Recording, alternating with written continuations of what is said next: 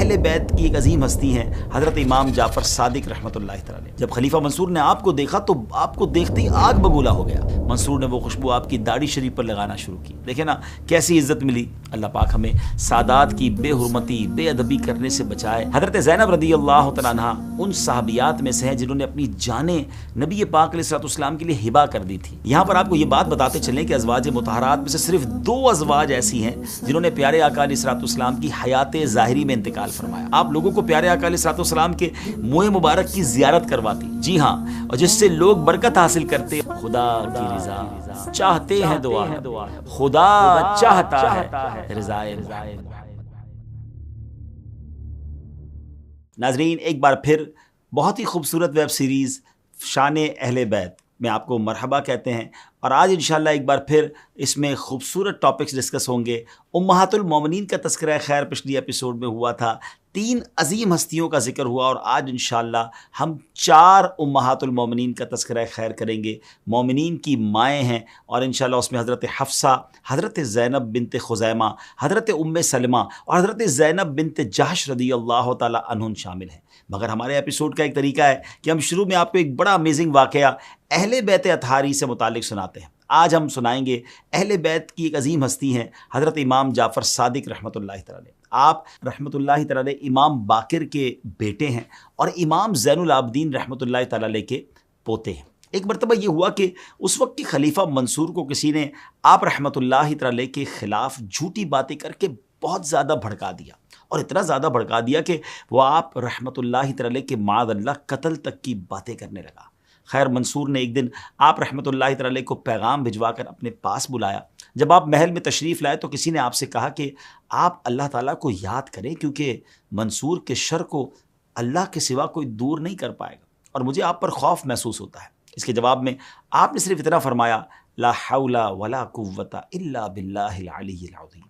پھر آپ منصور کے پاس تشریف لے آئے۔ جب خلیفہ منصور نے آپ کو دیکھا تو آپ کو دیکھتے ہی آگ بگولا ہو گیا، اور آپ کو سخت الفاظ کہنے لگا، انتہائی سخت الفاظ، اور پھر آپ کو قتل کی بھی دھمکی دی۔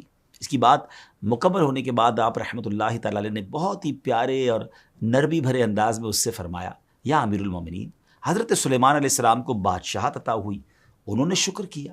حضرت ایوب علیہ السلام کو امتحان میں مبتلا کیا گیا، انہوں نے صبر کیا۔ حضرت یوسف علیہ السلام پر ظلم ہوا، انہوں نے معاف کر دیا۔ یہ اللہ تعالیٰ کے نبی ہیں، اور انہی کی طرف آپ کی نسبت ہے، لہٰذا آپ کو ان کی پیروی کرنی چاہیے۔ نہ جانے آپ کے الفاظ میں کون سی چاشنی تھی اور کون سی تاثیر تھی کہ منصور کا سارا غصہ ختم ہو گیا۔ پھر اس نے آپ رحمۃ اللہ تعالی سے کہا کہ آپ نے اچھا کیا کہ آپ میرے پاس تشریف لے آئے، مجھ تک آپ کے بارے میں یہ باتیں پہنچی ہیں، اور فلاں شخص نے مجھ تک آپ کے بارے میں یہ باتیں پہنچائی ہیں۔ حضرت نے فرمایا ایسا کرو کہ جس شخص نے میرے بارے میں بری باتیں کی اس کو بلا دیجیے، میرے سامنے بلائیے۔ چنانچہ وہ شخص حاضر ہو گیا جس نے منصور کے پاس حضرت کی شکایت لگائی تھی۔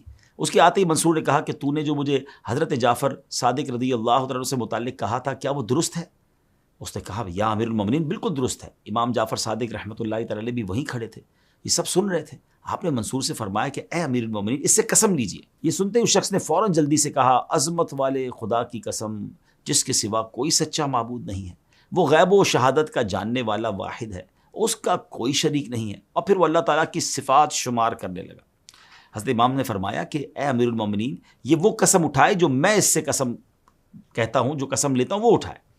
منصور نے کہا آپ جو چاہیں اس سے وہی قسم لیں۔ پھر آپ نے اب اس کو ورڈز بتائے کہ ان لفظوں کے ساتھ قسم اٹھاؤ۔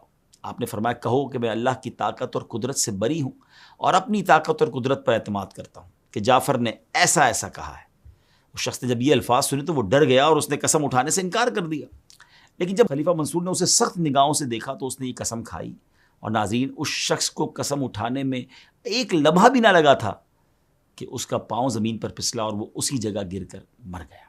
یہ کرامت دیکھ کر منصور نے سپاہیوں سے کہا کہ اسے پاؤں سے پکڑ کر گھسیٹ کر باہر لے جاؤ، اور پھر امام سے فرمایا کہ اے ابو عبداللہ آپ فکر نہ کریں، آپ بری الذمہ ہیں۔ پھر سپاہیوں سے کہا کہ خوشبو حاضر کرو۔ اعلیٰ قسم کی خوشبو حاضر کی گئی۔ منصور نے وہ خوشبو آپ کی داڑھی شریف پر لگانا شروع کی۔ دیکھیں نا کیسی عزت ملی، یہاں تک کہ وہ خوشبو کے قطرے بہنے لگے۔ پھر آپ کو بہت سے قیمتی نذرانے بھی پیش کیے۔ بعد میں کسی نے آپ رحمۃ اللہ تعالی سے پوچھا کہ اے ابو عبداللہ، جب منصور آپ سے بات کر رہا تھا تو میں نے دیکھا آپ کے ہونٹ ہل رہے تھے، وہ چیخ رہا تھا، وہ آگ بگولا ہو رہا تھا، لیکن آپ کچھ پڑھ رہے تھے اور آہستہ آہستہ اس کا غصہ کم ہوتا جا رہا تھا. اس وقت آپ کیا پڑھ رہے تھے جس کی فوراً تاثیر ظاہر ہو رہی تھی؟ آپ نے فرمایا میں اپنے جد امجد امام حسین رضی اللہ تعالیٰ عنہ کی دعا پڑھ رہا تھا. کہنے والے نے کہا کہ حضور وہ کون سی دعا ہے مجھے بھی بتائیے. آپ نے فرمایا ناظرین وہ عربی کی دعا ہے، اس کا ترجمہ ذرا سنیے گا، کیا کمال کی دعا ہے. اے اللہ میری مشکل کے وقت آسانی کرنے والے، مصیبت کے وقت میرے فریاد رس، اپنی نہ سونے والی آنکھ سے میری حفاظت کر، اپنی طاقت سے مجھے گھیر لے جو وہم و گمان سے باہر ہے، اپنی قدرت سے مجھ پر رحم کر میں ہلاک نہ ہوں جبکہ تو میری امید گاہ ہے.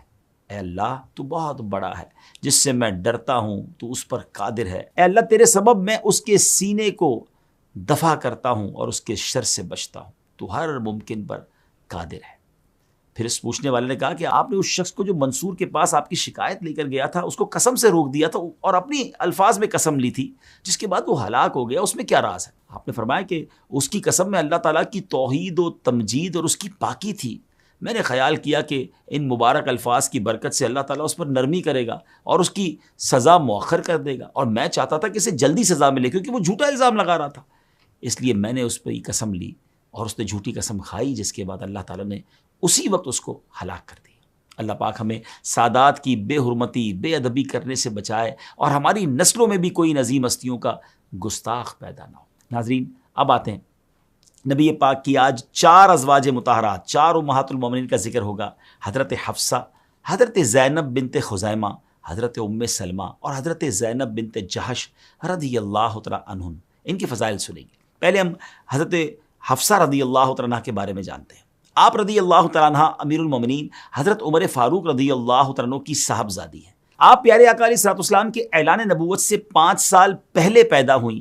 آپ اپنے والد محترم سیدنا فاروق اعظم کی ترغیب پر اسلام لائیں اور اپنے پہلے شوہر حضرت خنیس بن حذافہ سہمی رضی اللہ تعالیٰ عنہ کے ساتھ مکہ مکرمہ سے مدینہ منورہ آپ نے ہجرت فرمائی. ناظرین آپ رضی اللہ تعالیٰ عنہ نہایت بلند ہمت بکثرت روزے رکھنے والی اور رات عبادت میں گزارنے والی عابدہ و زاہدہ خاتون تھی. ایک بار جبریل امین علیہ الصلوۃ والسلام بارگاہ رسالت میں حاضر ہوئے اور ان کی عبادت و ریاضت کا یوں ذکر فرمایا، یہ بہت زیادہ روزہ رکھنے والی، رات کو بہت زیادہ قیام کرنے والی اور جنت میں آپ کی اہلیہ ہیں. آپ رضی اللہ تعالیٰ عنہ کثرت سے تلاوت قرآن کرتی تھیں اور آپ نے حق گوئی، حاضر جوابی اور فہم و فراست جیسی عمدہ صفات میں اپنے والد محترم کا مزاج پایا تھا. حضرت خنیس بن حذافہ سہمی رضی اللہ تعالیٰ عنہ کی شہادت کے بعد پیارے آقا علیہ الصلوۃ والسلام نے 3 ہجری میں آپ رضی اللہ تعالیٰ عنہ سے نکاح فرمایا. آپ کو دینی مسائل سیکھنے کا بہت شوق تھا. یہی وجہ تھی کہ جو بات آپ کو معلوم نہ ہوتی آپ بلا جھجک پیارے آقا سے پوچھ لیا کرتے. ایک بار پیارے آقا نے جنگ بدر اور حدیبیہ میں شریک ہونے والے مسلمانوں کے بارے میں فرمایا، مجھے امید ہے کہ انشاءاللہ ان میں سے کوئی بھی دوزخ میں نہ جائے گا. یہ سن کر آپ رضی اللہ تعالیٰ عنہ نے عرض کی، کیا اللہ عز و جل نے قرآن میں یہ نہیں فرمایا اور تم میں کوئی ایسا نہیں جس کا گزر دوزخ پر نہ ہو؟ یعنی ان کے ذہن میں سوال پیدا ہوا. آپ نے فوراً اس کا جواب حاصل کرنے کے لیے عرض کر دیا. تو نبی پاک علیہ الصلوۃ والسلام نے جواباً ارشاد فرمایا، اللہ عز و جل نے قرآن پاک میں یہ بھی ارشاد فرمایا ہے، پھر ہم ڈرنے والوں کو بچا لیں گے اور ظالموں کو اس میں گھٹنوں کے بل گرے ہوئے چھوڑ دیں گے. ناظرین آپ رضی اللہ تعالیٰ عنہ علم حدیث و فقہ میں مہارت رکھتی تھی. حضرت عمر فاروق رضی اللہ تعالیٰ عنہ نے بھی عورتوں کے متعلق چند شرعی مسائل میں آپ رضی اللہ تعالیٰ عنہ جی ہاں اپنی بیٹی سے مدد حاصل کی. وصال سے قبل آپ رضی اللہ تعالیٰ عنہ نے اپنا سارا مال صدقہ کر دیا اور جائیداد وقف کر دینے کی وصیت فرمائی. ماہ شعبان المعظم 45 ہجری کو مدینہ منورہ میں روزے کی حالت میں 63 برس کی عمر میں آپ رضی اللہ تعالیٰ عنہ نے انتقال فرمایا. آپ کی تدفین جنت البقیع میں دیگر ازواج مطہرات کے پہلو میں کی گئی. اللہ کریم کی ان پر رحمت ہو اور ان کے صدقے ہماری مغفرت ہو.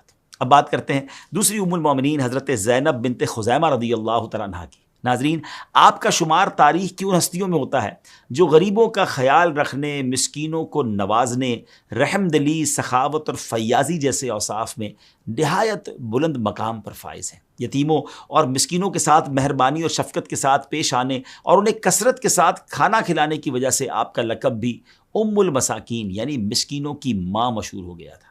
کتابوں میں آتا ہے کہ مساکین کو کھانا کھلانے کی وجہ سے زمانہ جاہلیت میں ہی آپ رضی اللہ تعالیٰ عنہ کو ام المساکین کے لقب سے پکارا جانے لگا تھا. پیارے آقا علیہ الصلوۃ والسلام کے نکاح میں آنے سے پہلے آپ حضرت عبداللہ بن جہش رضی اللہ تعالیٰ عنہ کے نکاح میں تھیں۔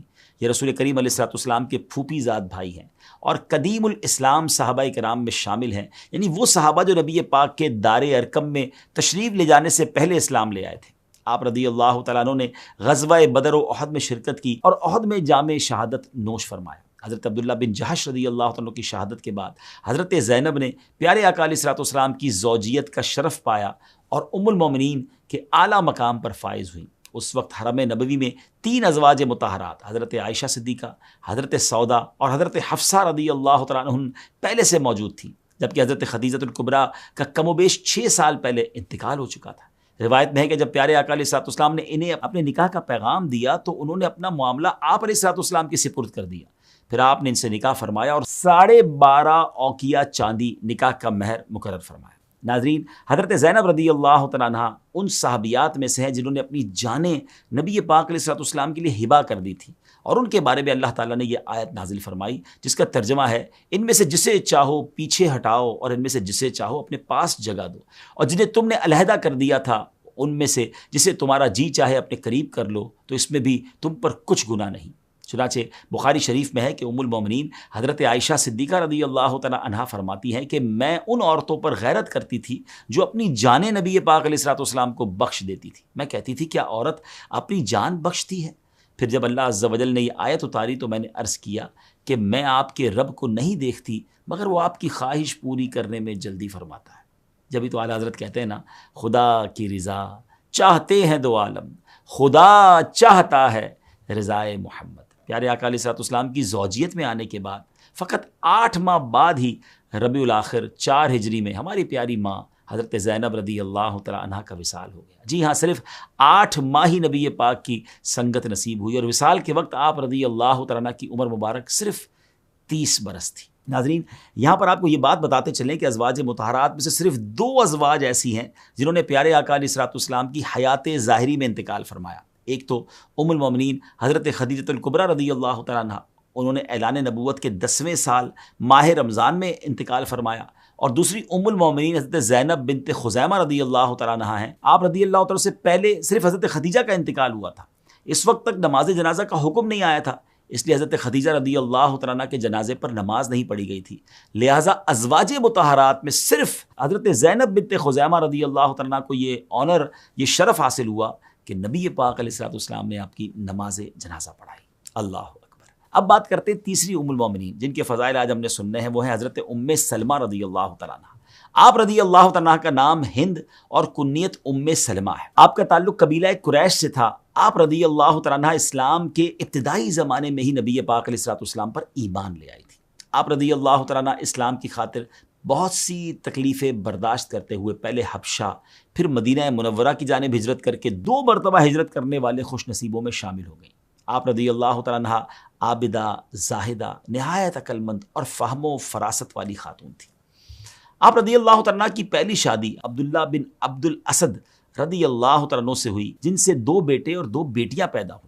حضرت ابو سلمہ رضی اللہ تعالیٰ عنہ نے اپنے وصال سے پہلے آپ سے فرمایا تھا کہ میری وفات کے بعد دوسری شادی کر لینا، اور آپ کو دعا دی تھی کہ یا اللہ عز و جل میرے بعد ام سلمہ کو مجھ سے بہتر شوہر عطا فرما جو اسے غمزدہ کرے نہ تکلیف پہنچائے۔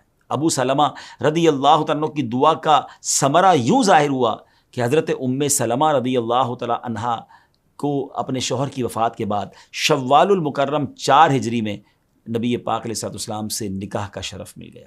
ناظرین، آپ رضی اللہ تعالیٰ عنہ پیارے آقا علیہ الصلوۃ والسلام سے بے حد محبت فرماتی تھی۔ آپ لوگوں کو پیارے آقا علیہ الصلوۃ والسلام کے منہ مبارک کی زیارت کرواتی، جی ہاں، اور جس سے لوگ برکت حاصل کرتے اور بیمار شفا پاتے تھے۔ چلیں آج کے دور میں یہ کنفیوژن بھی دور ہو گئی کہ منہ مبارک کی زیارت جب ہوتی ہے تو کچھ لوگ کنفیوز کرتے ہیں۔ حضرت ام سلمہ رضی اللہ تعالیٰ عنہ جو ہماری ام المومنین ہیں، وہ زیارت بھی کرواتی اور اس منہ مبارک سے پانی کو تبرک والا بنا کر مریضوں کو پلاتی، اور سبحان اللہ مریضوں کو شفا ملتی۔ تو یہ انداز تو صحابیات کا ہے، ہماری امہات المومنین کا ہے۔ بہرحال آپ رضی اللہ تعالیٰ عنہ کو علم فقہ یعنی دینی مسائل جاننے میں خاص مہارت حاصل تھی۔ آپ کا شمار فقیہ صحابیات میں ہوتا تھا، شرعی معاملات و مسائل میں آپ کی طرف رجوع کیا جاتا تھا۔ آپ رضی اللہ تعالیٰ عنہ کی سخاوت کا یہ عالم تھا کہ ایک بار چند فقیروں نے صدا لگائی تو آپ نے اپنی خادمہ سے فرمایا انہیں کچھ دے دو، کچھ نہ ہو تو ایک ایک کھجور ہی انہیں پیش کر دو۔ اللہ اکبر۔ آپ رضی اللہ تعالیٰ عنہ کا وصال نبی کریم علیہ الصلوۃ والسلام کے وصال ظاہری کے بعد ازواج مطہرات میں سب سے آخر میں تقریباً 59 ہجری میں 84 برس کی عمر میں ہوا۔ آج کے ہمارے ایپیسوڈ میں جن چوتھی ام المومنین رضی اللہ تعالیٰ عنہ کا ہمیں ذکر کرنا ہے، سبحان اللہ، وہ ہیں ام المومنین حضرت زینب بنت جہش رضی اللہ تعالیٰ عنہ۔ آپ رضی اللہ تعالیٰ عنہ پیارے آقا کی پھوپھی امیمہ بنت عبد المطلب کی بیٹی ہیں۔ پہلے آپ کا نام برہ تھا، پھر پیارے آقا علیہ الصلوۃ والسلام نے تبدیل فرما کر زینب رکھا۔